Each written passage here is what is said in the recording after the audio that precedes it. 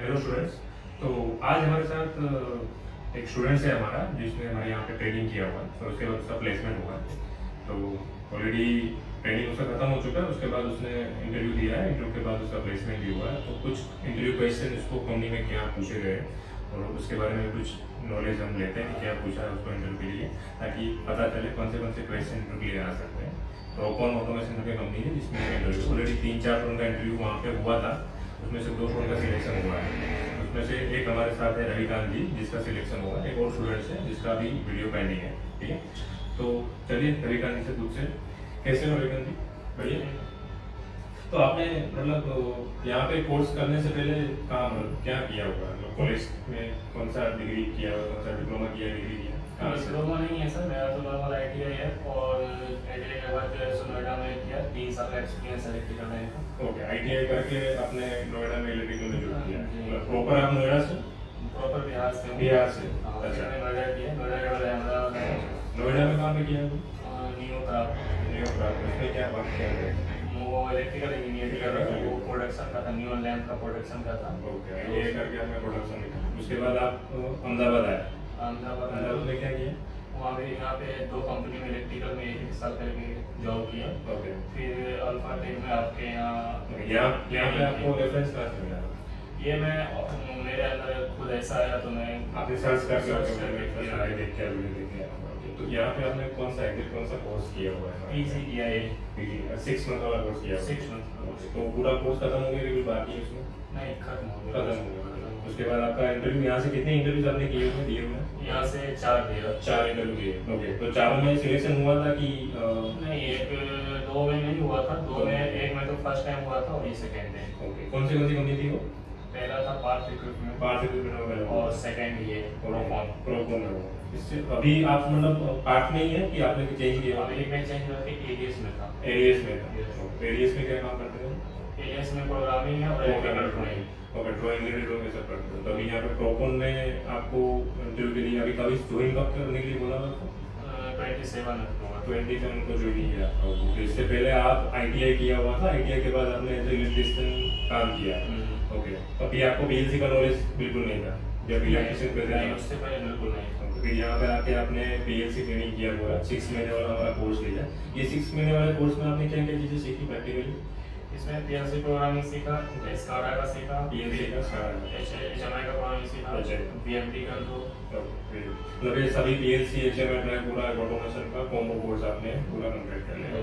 तो अभी आपका कॉन्फिडेंस लेवल पूरा अलग ही होगा, आपने सीख लिया है। ठीक है, तो ये प्रोग्राम में आपको मतलब क्या इंटरव्यू के लिए आप ऐसे गए थे, तो आप एज ITI पहले तो सबसे पहले तो ITI को जॉब मिलने के लिए बहुत प्रॉब्लम होता है कि एज उसके पास कोई डिग्री नहीं है, ITI इंजीनियरिंग किया हुआ, उसके बाद ITI करने के बाद उसको किसी भी जगह पे एज इलेक्ट्रिशियन जॉब मिलता है, एज वायरिंग जॉब मिलता है, लो लेवल पे जॉब मिलता है।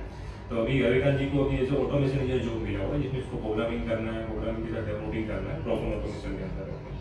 तो सबसे पहले तो कॉन्ग्रेचुलेसन। पर ये आपको वहाँ पे इंटरव्यू के लिए क्या क्या क्वेश्चन पूछे गए थे प्रोग्राम में गए?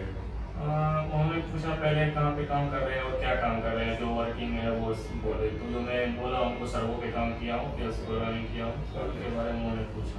आपने ट्रेनिंग किया सब आपने? Yes. ओके, और मतलब बेसिक उसमें आपको इंटरव्यू के अंदर ऑटोमेशन के ऊपर कुछ क्वेश्चन किए होंगे कुछ? हाँ, क्या क्या किए हुए? वो जैसे कि जस्ट लाइक हमने बोला सर्वो पे काम किए, सर्वो पे किए तो क्या किए सर्वो पे क्या क्या हाँ, किए? मतलब पोजीशन कंट्रोल हो गया, स्पीड कंट्रोल हो गया, तो उसके बाद और उसके किसके साथ इंटरफेस किया होगा आपने, कौन सी PLC के साथ काम किया होगा?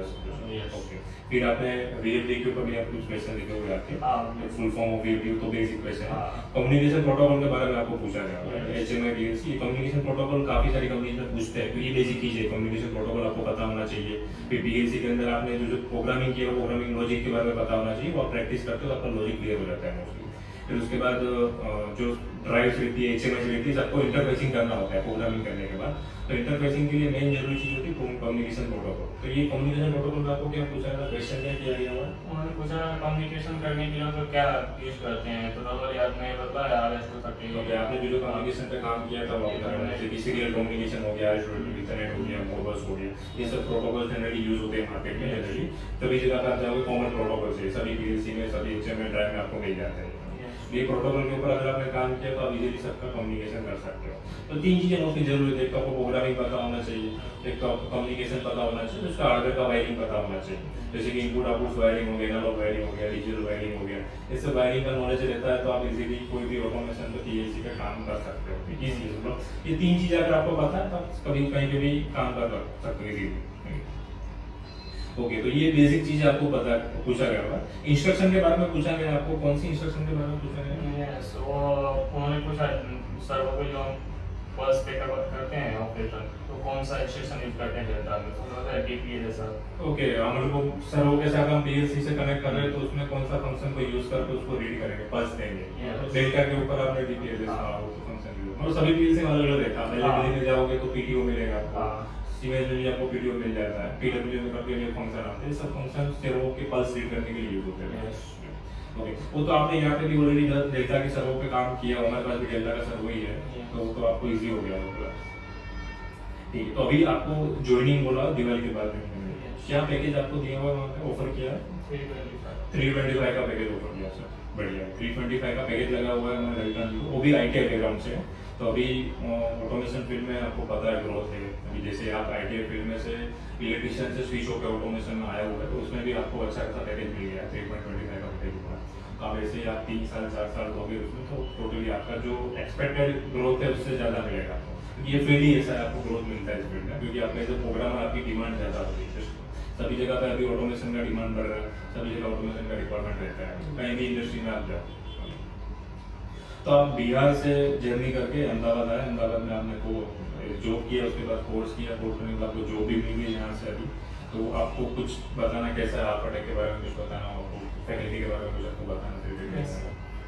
अल्फाटेक एक बहुत ही अच्छा इंस्टीट्यूट है, यहाँ पे जो भी स्टूडेंट आते हैं उनको यहाँ की जो फैकल्टी हैं अच्छे से ट्रेन करते हैं, और जो भी यहाँ के स्टाफ है सभी सपोर्टिंग फुल सपोर्ट है। ट्रेनिंग सपोर्ट मिल जाता है आपको, ट्रेनिंग अभी आपका जॉब लग गया उसके बाद भी आपको कहीं भी सपोर्ट की जरूरत पड़ती है तो कभी भी कनेक्ट कर सकते हो। Yes. Congratulation for your future journey, thank you.